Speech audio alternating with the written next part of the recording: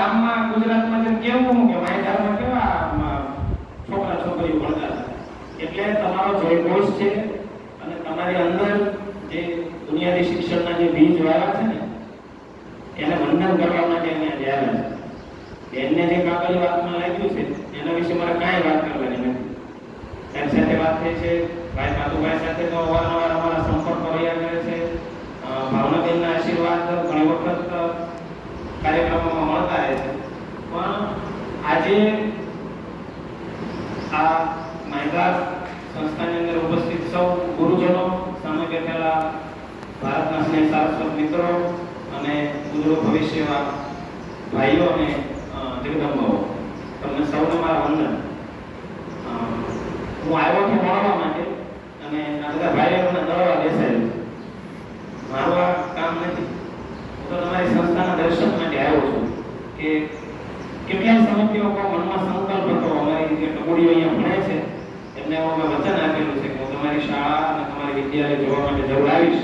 અને આજે કંઈ કુદરતનો યોગ થયો એટલે મારા પરિચયમાં જે કંઈ કહેવાનું હોય કે તમારી દીકરીઓ અહીંયા જે કહેતી હોય એના વિશે આજે મારે વાત નથી કરી. પણ હું બહુ ઈશ્વરની સાક્ષી એમ કહું છું કે આજે મારા આવવાનો અથવા મારા જે સંકલ્પ છે એનો તાત્પર્ય કાયમ ને કાયમ એવો રહ્યો છે કે માયધાર સંસ્થામાંથી હું કેટલું શીખ્યો. મારા જીવનમાં બહુ બધા અફસોસ નથી રહ્યા. મને ક્યારેય અભણના સપનાઓ નથી આવ્યા. પછી મારી વાત 10 મિનિટ કરું પણ મને આજે એવું લાગ્યા કરે છે કે એક અફસોસ એવો થયા કરે છે પાતુભાઈ સાહેબ કે મને આ માયધાર જેવી સંસ્થામાં ભણવાનું કેમ મોકો મળ્યો હોય. એટલે કાયમ મારું જે ઘડતર જે પ્રકારે થયું છે, જે પરિસ્થિતિમાં ભણવાનું કે નોકરી કરવાનું થયું છે, અત્યારે અમે જે માહોલમાં નોકરી કરીએ છીએ એ તમારાથી તદ્દન અલગ છે. આખું ડિજિટલાઇઝેશન વાળી શાળામાં અમે અભ્યાસ કરેલી છીએ અને ઘણું બધું અમે શાળામાં ડેવલપ કર્યું છે. પણ તમારી આ દેવત્વવાળી ભૂમિ છે કે જ્યાં ભાવનાબેન અને એના પૂર્વેના જેટલા ડાયરેક્ટરો અને પાતુભાઈ, નિર્મળભાઈ સાહેબ અને સ્નેહ સારસ્વતોએ જે અહીંયા ચેતનાઓ લાવી છે એમાંથી જે મોટી પ્રતિભા વિકસી છે ને એના વંદન કરવા, દર્શન કરવા માટે આવ્યો છું.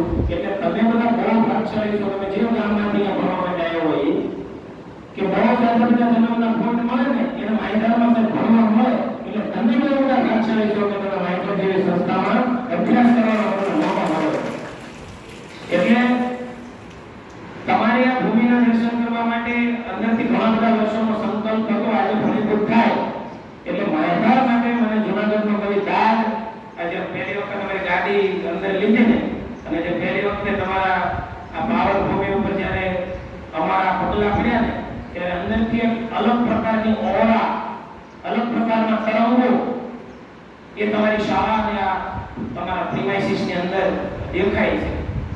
સાહેબ મને વાત કરે છે અને મેં જાણ્યું છે કે તમે કેટલા બધા શિક્ષકો તમારા સાયકોલોજીકલી તમારું ડેવલપ કરવા માટે માંગે છે. એટલે તમારી ભૂમિ ખરેખર અર્થમાં પાવન છે. હું તમારા ખોટા વખાણ નહીં કરું કારણ કે હું ભાવ બોલવાનો નથી કે હું વખાણ કરું તો પાછું 5,000 આપી દેશે. હું અંદરથી મને સરસ્વતી જે આજે જે ફીલ કરાવે છે એની તમારી સન્મુખ વાત કરું છું. એટલે તમારી ભૂમિ કેટલી પાવન છે એ અમારા જૂનાગઢનો કોઈ દાદ એવું લખે કે શબ્દ એક જ્યાં શોધો ત્યાં મોટી સંહિતાઓ નીકળે, શબ્દ એક જ્યાં જરાક શોધો ત્યાં મોટી સંહિતાઓ નીકળે, અરે જમીન જ્યાં ખોદો ત્યાં મોટી સરિતાઓ નીકળે, અરે જમીન જ્યાં ખોદો ત્યાં મોટી સરિતાઓ નીકળે, અરે જુદી તાસીર છે આ માયધારની ધરતીની, જુદી તાસીર છે આ માયધારની ધરતીની કે મહાભારત વાળોની ગીતા નીકળે, મહાભારત વાળોની ગીતા નીકળે. એની દાદ આગળ એમ લખે કદાચ તમારે માયધાર માટે લખાણ હોય કે હજી પણ કે ધમકે છે એ લક્ષ્મણની રેખાઓ, હજી પણ કે ધમકે છે એ લક્ષ્મણની રેખાઓ કે જેથી રામ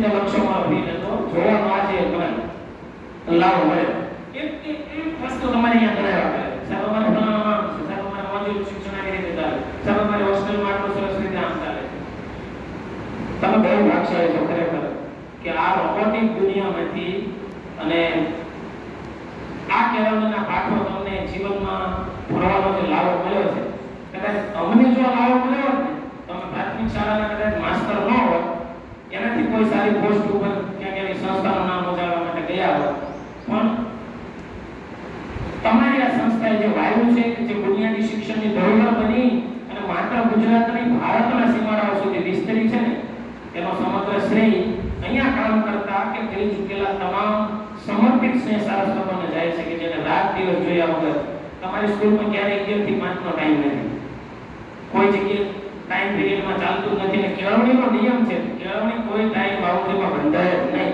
એ 24 કલાક ચાલતી પ્રક્રિયાઓ છે એનો તમને લાભ મળે છે મિત્રો બહેનો અને જગદંબાઓ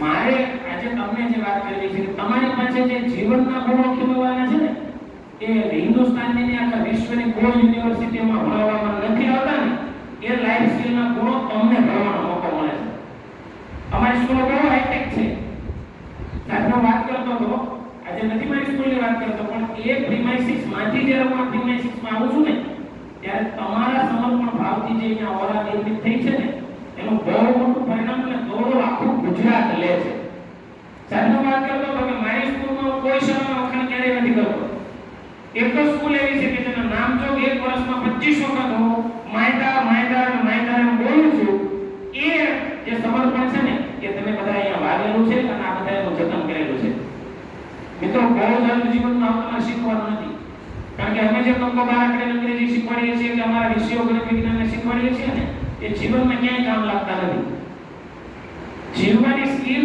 માયદા જેવી સંસ્થાઓ શીખવાડે છે ને એ બધાને અહીંયા ખેંચીને લાવે છે એ તો મારું ગામ અહીંથી 80 કિલોમીટર છે રજાના દિવસે તમારી ઓરા છે અહીંયા ખેંચીને લાવે છે એટલે બહુ ભાગશાળી છો અહીંયા જે શિક્ષકો ડાયરેક્ટર હોય કે ટ્રસ્ટીઓ જે કાંઈ તમને અહીંયા વાયુ છે એને જીવનમાં ઉજાડજો મારે હવે તમારી સાથે 5 મિનિટની બાકીની વાત કરવાની છે કે મિત્રો માયદારે તમારામાં જે રહ્યું છે ને એ ટોપમાં ટોપ યુનિવર્સિટીઓ કે આજમાં કહેવાતી કે લાખો રૂપિયાની ફી ઉઘરાવતી શાળાઓ તમે 5-5 વખત અભ્યાસક્રમ પૂરા ન કરો એટલું એક શિક્ષકના જીવનમાંથી તમને શીખવે એવા શિક્ષકો ડાયરેક્ટરો આચાર્યો તમને મળ્યા છે એટલા માટે પણ તમે ભાગશાળી છો કારણ કે શિક્ષણ જોત કેળવવાની વસ્તુ છે એ ગોખવાની વસ્તુ નથી આજે બધાના નામ નથી લેતો પણ તમારા સંકુલની અંદર કેવા લોકોએ કેવા પ્રાણને બલિદાન આપ્યા છે કેવા સમર્પણ ભાવથી તમારું લક્ષ્ય જતન કરે છે તમારું ઘડતર કરે છે એ બહુ ઓછા શિક્ષકો આખા ભારતભરના તમારા શિક્ષકો સાથે કોમ્પિટિશનમાં આવી જાય એવા સદનસીબ તમે છો એનો લાભ લેજો ખૂબ તમે સારી રીતે ભણજો આના પછીનો જે તબક્કો તમારા જીવનમાં આવે છે તમે જે અત્યારે કમ્ફર્ટ ઝોનમાં જીવો છો ચેલેન્જિંગ વાળું વાતાવરણ ધરાવે છે જ્યારે તમે માયદાર છોડીને જશો ત્યારે અહીંયા જેટલો અભ્યાસક્રમ છે તો અહીંયા ભણજો કારણ કે ક્યાંય છે નહીં ગુજરાતની બધી સંકુલો મેં આંટો માર્યો છે કોઈ જગ્યાએ ઘડતર જેવી કોઈ ચીજ ક્યાંય છે જ નહીં તમે બધા ભાગશાળી છો હવે મારે જે તમને વાત કરવાની છે કે આ બધા જ ગુણો તમે આગળ જઈને જીવનમાં કેવી રીતે કેળવશો એના માટે તમારે કેવા સંકલ્પોની જરૂર પડશે કેવાય તમારામાં ધૈર્યની કસોટી તમારી થવાની છે અહીંયા જે લોકો વાયુ છે ને ક્યારે મૂર્છાય ન જાય એનું જતન કરવા માટે તમારે શું કરવાનું છે એની 5 મિનિટ તમારી સાથે વાત કરું છું તમે ભણવાની બહુ મજા જ આવતી છે મારી સવાલ એને પૂછવો જ ન જોઈએ બિલકુલ ના પૂછવો જોઈએ કારણ કે હું અહીંયા આવ્યો છું માસ્ટર શું કરવા મને એમ થાય છે કોઈ બધા ક્લાસમાં જઈને બેસી જાવ એટલી સરસ મજાની સ્કૂલ ગુરુજનો ડેવલપ કરી છે અહીંયા પાછળ બધા બેઠા છે એટલે કાશી ગંગા અને યમુના ઘાટના અને ઋષિકેશમાં ગંગાના દર્શન કદાચ ન થાય બહુ દૂર આગળ છે 1500 કિલોમીટર જેટલો દૂર છે તો હું આજે માં સરસ્વતીને સાક્ષી એમ કહું છું કે માયદા સંસ્થાની અંદર આ જગદંબાના ઘડતરને આમનું સમર્પણ ભાવ જોઈએ ને તો એ 1000 ગંગાના એના ફૂલ બરોબર છે એટલો આનંદ આજે મને થાય છે કે આ સંસ્થામાં તમને ભણવાનો મોકો મળ્યો છે મિત્રો તમે જે અહીંયાથી બહાર જવાના છો બેનો ભાઈઓ ત્યારે તમારા ધીરજ સહનશીલતા તમારા શિક્ષકોએ જે તમને બહાદુરી શીખવી છે જે નિર્ભયતા તમારામાં કેળવવાનો પ્રયાસ કર્યો છે સાહેબ મને વાત કરતા હતા કાતુભાઈ મને કીધું કે સાહેબ અહીંયા કેરી થાય છે પણ એક પણ છોકરો કેરી તોડે કે એને નુકસાન કરે એનું છતાં નથી બધા બાળકો કરે છે. તો હવે ઘટે નહીં, જીવનમાં કાંઈ ઘટતું નથી, બસ આટલું કેળવવાનું જોઈએ છે. બાકી કલેક્ટરે નમાલા જોયા છે, આઈએએસ ઓફિસરે નમાલા જોયા છે, એની પાસે લાઈફની સ્કિલો નથી. તો તમને જે અહીંયા વાયુ છે ને એની આગળ કસોટી થવાની છે. જગદંબાઈ એવી થોડી વિશેષ થવાની છે, તમારી પણ થવાની છે. એમાં જરૂર શેની પડશે તો કે તમે જે કમ્ફર્ટ ઝોનમાં જીવો છો, કોઈ જાતની તકલીફ તમને શેની તકલીફ? હવે જાગો એટલે બધું જ કામ મોટે ડાયરા કરે, નાસ્તાના ટાઈમે નાસ્તો આવી જાય, જમવાના ટાઈમે જમવાનું આવી જાય, ભણાવવાના ટાઈમે ભણાવવા આવી જાય, મળે છે ને બધું. કોઈ જાતની કોઈ તકલીફ છે નહીં. પણ તમે જ્યારે માયગર છોડીને બહાર જશો, મોટા થશો, જગદંબાઈ છે, સાસરીએ જશે, આજે ભણાવેલું માર્ચ એપ્રિલમાં તમારી પરીક્ષા લેવાય છે, પણ એ તમને જે ગોખણ પટ્ટી વાળું જ્ઞાન આપ્યું છે ને એની કસોટી લેવાય. બાકી તો જીવનની ઓડ પરિસ્થિતિનો જ્યારે સામનો કરવાનો આવશે ને જીવનના કોઈ એક તબક્કે, ત્યારે તમારા શિક્ષકો આવ્યું છે ને એમાંથી પાસ થાવ છો કે એની કસોટી તો હજી વર્ષો પછી થવાની છે. એના માટે સુસજ્જ ટીમ તમારી સાથે કામ કરે છે. એના માટે તમારે સંઘર્ષ માટે આગળ તૈયારી રાખવી પડશે. કેવો સંઘર્ષ રાખવી પડશે? ઓકે, બધે માહિતી નહીં. તમારી બહેનપણીઓ, તમારા ભાઈબંધો, તમારા ગુરુજનો તમને જે અહીંયા મળ્યા છે એ કદાચ બહાર નહીં મળે.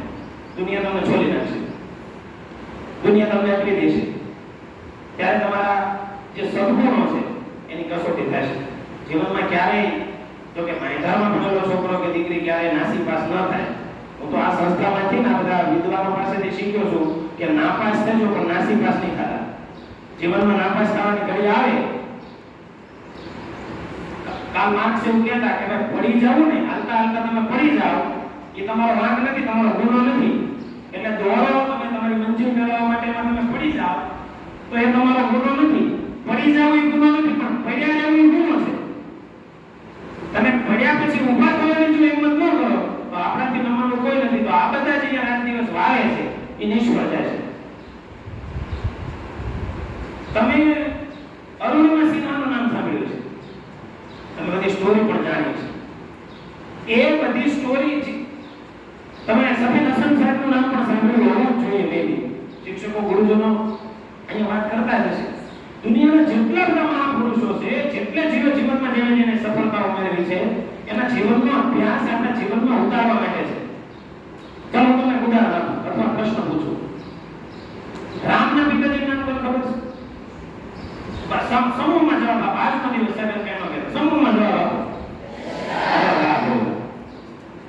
દશરથના પપ્પાનું નામ કોને ખબર છે? અજરાજ. અજરાજના પપ્પાનું નામ કેમ ખબર છે?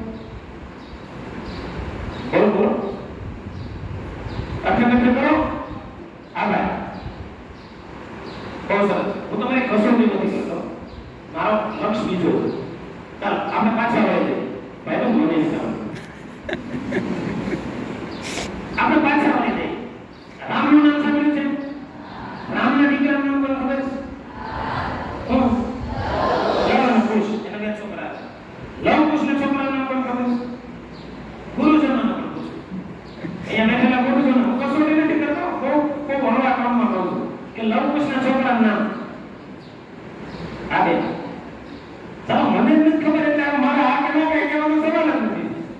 આ માતાજીના સ્થાનકમાં બેઠો છું એટલે હું કહું છું કે મને લવ અને કુશના છોકરાનું નામ નથી ખબર. મારે તમને આ કટકા વિભાગમાંથી એવું તમને ખાલી જસ્ટ મારે કહેવું છે કે આપણને વચ્ચેનો એક કટકો યાદ રહ્યો છે મિત્રો એનો કે રામ દશરથ એ તો રામાયણ જોઈએ છે એટલે અવાજ, બાકી આપણે વાંચ્યું નથી ક્યાંય.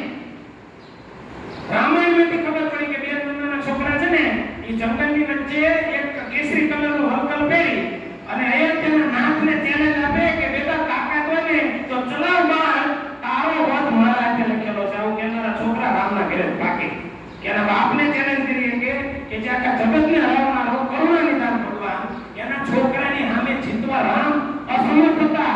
આ તો વચ્ચે ટાઈમે બધા હનુમાનજી નામ બધા પડ્યા ને, નહીતર આજે ઇતિહાસ આપણે અલગ ભણતા હોત. મારે આ નાનકડી વાતનો આશરો લે તો તમારી વચ્ચે જે વાત કરેલી સીધી છે કેમ આટલું યાદ રહ્યું આપણને? કેમ રામનો આગળનો ઇતિહાસ આપણે સાહેબ તમને કહેશે એના પછી કે સાહેબ અયોધ્યાના દરબારમાં ચક્રવર્તી રાજાઓ ભાગ્યા છે, કોઈ જમાનો રાજા નથી થયો. આખું ઈક્ષ્વાકુ કુળ એનું જે છે મને બેચાર નામ આવે છે. હું કાંઈ મોટી ફાંકા ફોદારી કરી તમારે હવે કાંઈ ઇમ્પ્રેસ પાડવા આવ્યો નથી. જીવનમાં સંઘર્ષ કેટલો જરૂરી છે ધેટ ઇઝ ઇમ્પોર્ટન્ટ. એ વસ્તુ સમજાવવા માટે મારા નાનકડો પ્રયાસ છે. આપણને કેમ રામ અને દશરથ યાદ રહ્યા, કેમ લવકુશ સુધીની સ્ટોરી આપણને યાદ રહી? તમે બધા કહેવાની જરૂર છે. મારો ટાઈમ પૂરો થાય ને પહેલા મારી વાત પૂરી કરી દઈશ. આમ તમે આલારા મૂક્યું છે, ચાલો મને કહો, મારે સમાજ કરવો છે, ભાષા નથી આવતી. તો હું તમને કહું સાંભળો કે રામની સ્ટોરી આપણને એટલા માટે યાદ રહી, લવકુશના પાત્રો આપણે એટલા માટે પરિચયમાં આવ્યા, દશરથના રાજાનું નામ એટલા માટે આપણે સાંભળ્યું કારણ કે અયોધ્યાના જેટલા રાજાઓ હતા ને એ બધા અયોધ્યામાં જન્મીને અયોધ્યામાં ગુજરી ગયા. હું ફરી વાર બોલું છું કે અયોધ્યાના રાજ્યની અંદર બહુ મોટું ચક્રવર્તી પ્રતાપી રાજાનું કુળ છે. એમાં એકેય રાજાનો નામ નહોતો. એ ભગીરથ હોય કે ઈક્ષ્વાકુ હોય કે રઘુ હોય કે કોઈ પણ તમે નામ લે, એક માણસ એવો નીકળે છે એમાંથી કે જે અયોધ્યા છોડી અને પોતાના પિતાનું આજ્ઞાનું પાલન કરવા માટે 14 વર્ષ સુધી વનવાસ ભોગવે છે ને ઉઘાડા પગે અયોધ્યાનો રાજા જંગલની અંદર દલદલ ભટકે છે. મારી વાત તમને એમ કહેવાની છે કે જો જીવનની સ્ટોરી બનાવી હોય ને તો તમારે ઘર છોડવું પડશે, ચેલેન્જીસનો સામનો કરવો પડશે, ઓડ પરિસ્થિતિને મેનેજ કરતા શીખવું પડશે. જીવનની અને લાઈફમાં તમારી ઉપર જે દુઃખો આવવાના છે ને મેનેજ કરવાની કળા જે આ લોકો શીખવે છે ને એને તમારે આવતા સમયમાં એની પરીક્ષા આપવી પડશે. એટલે રામ એટલા માટે યાદ રહ્યા કે એને અયોધ્યા છોડી અને જીવનમાં સંઘર્ષોનો સામનો કર્યો. એના પછીની સ્ટોરી કોઈ અયોધ્યાના રાજાએ છોડી એવી આપણી પાસે છે નહીં. બાકી કેટલી સારા જોડાઈ હતી, કાંઈ ઘટતું હતું એને, કાંઈ ઘટતું નહોતું. બીજા ઋષિઓના પાત્રોમાં મારે આજે નથી પડવું. મારી વાત છે કે કમ્ફર્ટ ઝોનની અંદર ક્યારેય તમે વિકાસ કરી શકતા નથી. ઓડ પરિસ્થિતિ તમને એટલે ક્યારેક હું બધા મારા વક્તવ્યમાં બોલવા જાઉં છું ને એમ કહું છું સાહેબ પાતુભાઈ કે વનવાસ છે ને એ ક્યારેક હીરો બનવાની તક લઈને આવે છે. તકને ઝડપતા જીવનમાં શીખજો. વનવાસ કારણ કે ક્યારેક અહલ્યા આપણી વાત જોતી હોય, અરે ક્યારેક સતીબાઈના બોર તમારી પ્રતીક્ષા કરીએ ને 51 વર્ષ સુધી ત્યાં રાહ આવે કે મારો કરુણાની નાથ રામ આવે અને ઈ બોર ચાખે. આ ભાગ મારા તમારા જીવનમાં લખેલો છે. એટલે જીવનની ઓડ પરિસ્થિતિઓમાં તમે ક્યારેય ગભરાતા નહીં. જો સ્ટોરી બનાવી છે બધી જ વાત હું કરું છું કાયમ. આજે ફરી વખત મેં રિપીટ કરું કે અત્યારે યંગ જનરેશન છે એ સારું છે. અહીંયા લગભગ તો પણની અનુમતિ નથી તમે આપતા, બહુ સારું છે. જીવનના કેટલા વર્ષો તમે બચી શકો. અમારા બધા છોકરાઓનો અમારે લાઈફનો 75% હિસ્સો તો છોકરા ભાગ મળે એમાં તમારે કાઢવો પડે. તમારી શક્તિ બધે તમે જોડે વિશે બતાવે. હું મારી દીકરીઓને કહું છું અહીંયા ભણે છે અને ઘણી વખત અમારી દીકરીઓ અમારું માને છે તમે મોટા થતા કામ કરજો. કે તમને એવું લાગે અત્યારે જો તમે એટલા બધા બંધનમાં જીવો છો, મતલબ એટલી બધી છૂટ નથી, ફોન વાપરવાની કંઈ બીજું કાંઈ ફોન કરવાની એટલે ભણી શકે. આ જરૂરી છે, ઇનેવિટેબલ. આ હોવું જોઈએ. તમે જશો ને ભાઈ તમે અહીંથી જ્યારે તમારું ભણતર 12મું પૂરું કરીને તમે જશો ત્યાં તમને તમારા ઘરનું, મા બાપનું અને કેટલા સમયથી લાલો ભાઈ તો લાલી અમારી કેટલી રોકાઈ ગઈ, ગાર અંદર લઈ ગયા, કેટલી બધી મા બાપ ચિંતા કરતા ને આપણે એટલે એ ભાઈ તમને છૂટ મળશે. એ છૂટ મળે ને ત્યારે ઘણા બધી પરિસ્થિતિઓનો સામનો કરવાનો તમારા જીવનમાં આવશે. એના માટે હું થોડીક સજ્જતા તમે કેળવો ને એ માટે તમને થોડીક વાત કરું. તમે ઘરે જાઓ, તમારા હાથમાં ફોન આવે, તમે અત્યારે રજામાં જતા હો, વેકેશનમાં જવાના હશો હવે ત્યારે તમે જોશો કે આખી દુનિયા સ્ટેટસ મૂકે છે, આપણે જેમ નથી મૂકતા. આખી દુનિયા ફોટા મૂકે છે, આપણે જેમ રહી ગયા. આ આપણને ક્યારેક અંદરથી ફીલ આવે. ભલે આપણે કહેતા ન હોય કારણ કે માહિતીમાં ભણ્યો છે કે ભણી છે એટલે એટલા તો સંસ્કાર એના હોય કે આપણે કોઈ ખરાબ રીતે આપણા મા બાપ સાથે આપણે વર્તન ન કરીએ.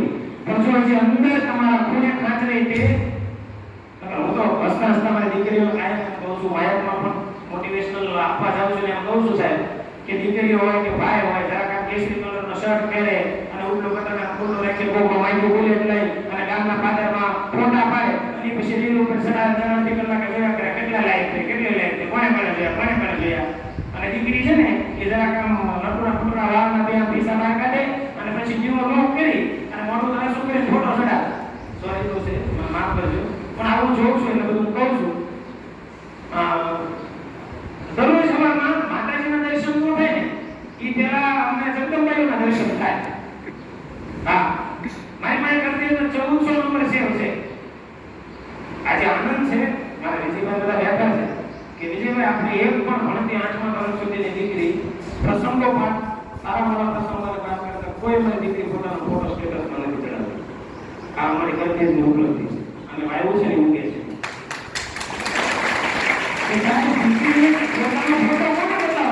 તમારો ફોટો કોને બતાવવાની જરૂર છે?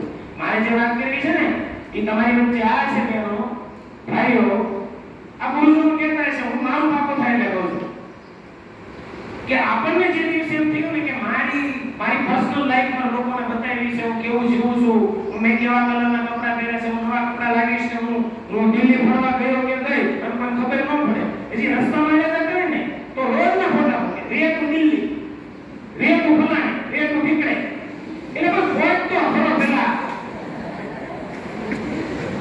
મગજની અંદર આ સોશિયલ મીડિયા ઘૂસી સાથે રિયલ લાઈફને બરબાદ કરી દીધી. મિત્રો, ભાઈઓ અને અહીં બેઠેલી જગદંબાઓ, હું મારી વાત પૂરી કરું ને પેલા તમને કહી દઉં, આ તો વચ્ચેનો જે આસમાન બેઠો છે ને એને ટાર્ગેટ કરીને હું કહું છું કે જગત છે ને આ બાજુ અને આ બાજુ બેઠેલા જેટલા છે ને એની ભૂલો તરત ભૂલી જાય છે. આ બાજુ બેઠેલા અને આ બાજુ બેઠેલાની ભૂલો છે ને એ તરત ભૂલી જાય છે. જગદંબાએ કરેલી ભૂલો છે ને એ 2 દિવસ સુધી લોકો યાદ રાખે છે. આ વાતને તમારા કાળજામાં ગોતીને રાખજો કે જીવનમાં નોકરો મળવો તો મળે નહીં કાંઈ નહીં, પણ તમારા મા બાપને, તમારા શિક્ષકોને અને માયદાની સંસ્થાન જીવનમાં કે હેઠું જોવા જેવું કામ ન કરો ને એ જીવનમાં મોટા મોટી કલેક્ટરની પદવી કરતા તમારી ઉપલબ્ધિઓ મોટી છે. એ જીવનમાં યાદ રાખજો.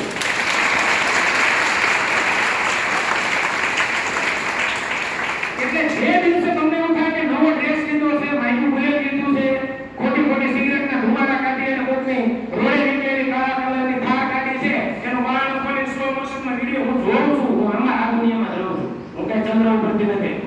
આ બધાની વચ્ચેથી આપણે અડધી જિંદગી કોને આપણને લાઈક કર્યા, કોને આપણો સ્ટેટસ જોઈ આમાં આપણે જાય છે.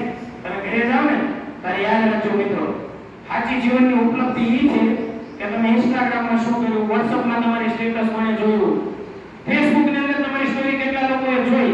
એના કરતા જીવનમાં કામનું છે કે તમે તમારા જીવનના આજે અગત્યના વર્ષો આજે તો ભાગી રહ્યા છો ને એ મોટા થઈને વાવો, રાત દિવસ મહેનત કરો.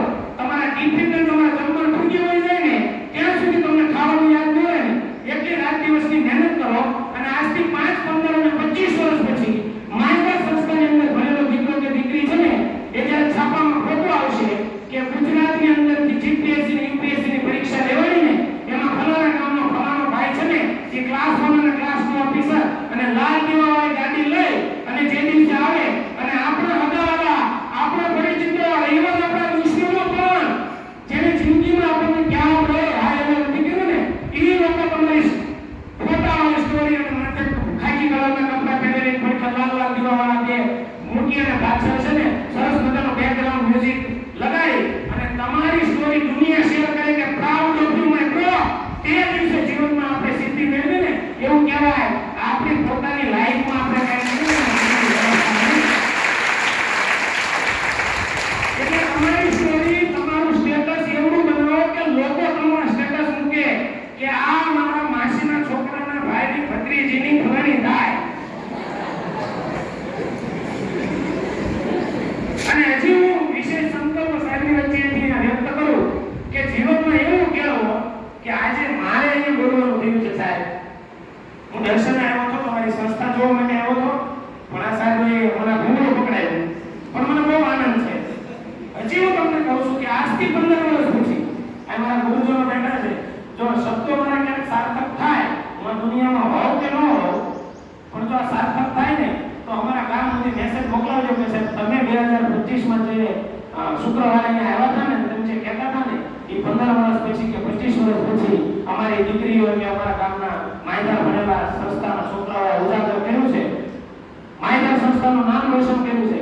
15 વર્ષ પછી કે 20 વર્ષ પછી આ કરદેશના આ જ પંડિત શુક્લાજી લોક વિદ્યાલયના હોલની અંદર કાર્યક્રમ હોય અને આખું જગત માય ઘરની અંદર જોવા માટે સર આવેલું હોય અને એના મુખ્ય અતિથિ વિશેષ તરીકે માયકા સંસ્થાની અંદર ભણેલો કે ભણેલી દીકરી છે ને એ ક્લાસ 1 ઓફિસર અને આઈએએસ આઈપીએસ ઓફિસર કે જે બાય તમારો દરવાજો છે ને એ ખોલવા માટે 4 જણા હોય અને દીકરી બાજુ અંદરથી ટોપી પહેરેલા નીકળે અને 2 જણા દરવાજા છે ખોલવા માટે આવે હાથમાં બે ફાઈલો અને કે આસિસ્ટન્ટો ચાલતા હોય અને એ છપડાક કરતી જગદંબા કે અમારો આ વીરલો છે ને એ નીકળી અને આ માયકા સંસ્થાની અંદર ભણેલો આઈએએસ અને આઈપીએસ ઓફિસર બનીને આ જ કાર્યક્રમમાં મારી જે ઉદ્બોધન કરે ને ત્યારે એમ માન્યું કે તમે જે માયકામાં ભણ્યા ને એ તમે સાર્થક કર્યું છે.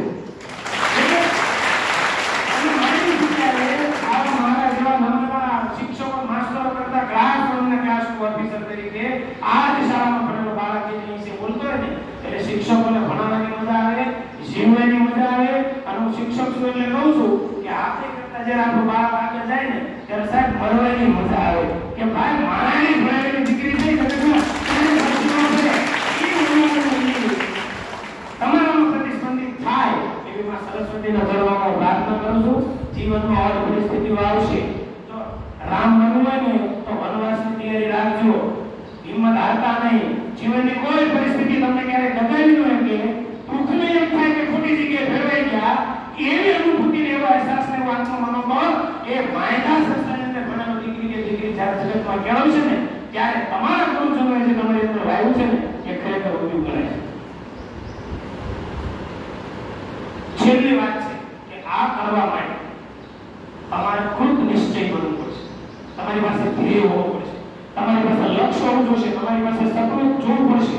જે સપના નથી જોયા ને એ દુનિયા કાંઈ એવું નથી, જે પ્રોબ્લેમ્સનો સામનો નથી કર્યો ને એ દુનિયાના તમારા સંસ્થાની અંદર જેટલા ક્લાસરૂમમાં કે જેટલા ગુરુજનો તમને વાત કરે છે, હું માત્ર ગુજરાત ભારતની વાત નથી કરતો, વિશ્વ આખાની વાત કરું છું કે મને એવો એક મહાપુરુષ બતાવો કે જે હોતા મહાપુરુષ બન્યો હોય, જીવનમાં કંઈ કર્યું તો મહાપુરુષ બની ગયો એ દુનિયામાં મને દાખલો બતાવો છે. કોઈ જાણે નથી તો એ શીખવે છે.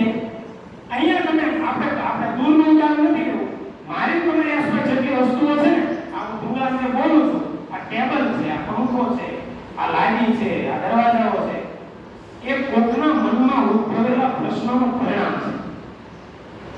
જ્યારે કોઈને એવા સવાલ કરશે કે મારો અવાજ છેક સુધી પહોંચતો નથી એમાંથી માહિતી શોધાવા સુધી થઈ છે.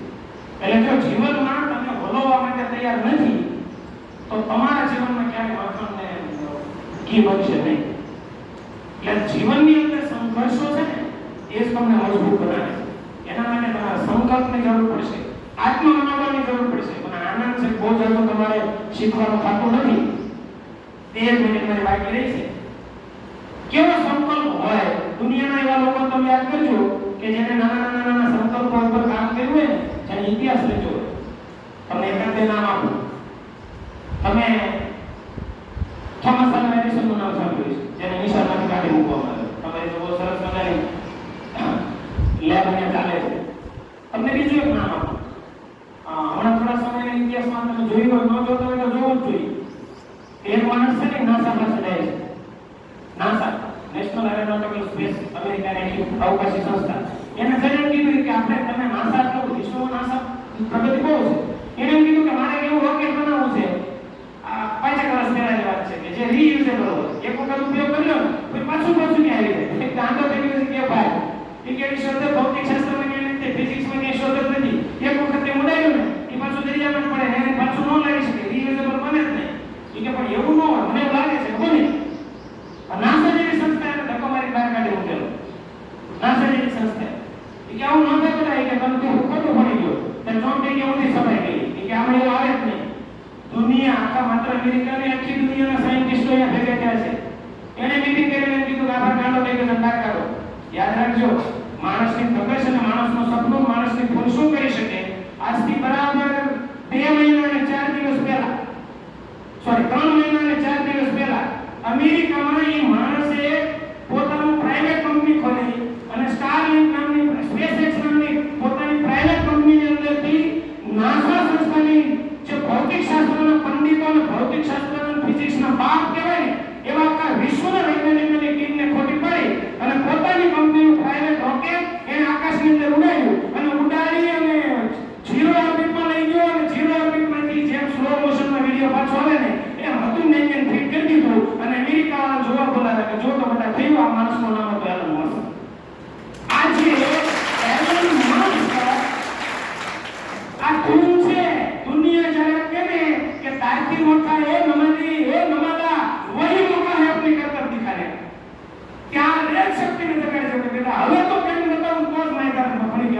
કહેવાય, નહીંતર ન ભણી કહેવાય.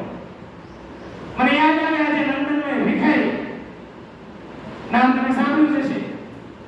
એના બાપાને ભીખ માંગે, છોકરો છે એ ફાટલા ડુંગલા કપડે બહાર બેસે. ગૂગલ કરી લેજો, સત્ય પ્રસંગની વાત કરું છું તમારી વચ્ચે. કાચ એમ કોતરીને રાખજો, મને ભૂલી જજો, હું કહું છું ને બધું યાદ રાખજો. એ ભિખારી છે, આવતા જતા લોકોની પાસે ભીખ માંગે. આટલી બધી રાજી વધી ગયેલી છે અને 14 વર્ષનો છોકરો નિશાળથી સરકારી પ્રાથમિક શાળામાંથી ભણીને આવે, એના બાપાની બાજુમાં જગ્યા ઉપર બેસે. એટલો બધો ગંદકી છે, એટલો બધો ત્યાં દુર્ગંધ મારે છે બધું કે માણસ બેસી ન હોય એવી પરિસ્થિતિમાં છોકરો મનમાં વિચાર કરે છે, બાપાએ ગાડી એમ જ જિંદગી કાઢવાની, દાદાએ ભીખ માંગતા, બાપાએ ભીખ માંગી અને આપણે ભીખ માંગવાની.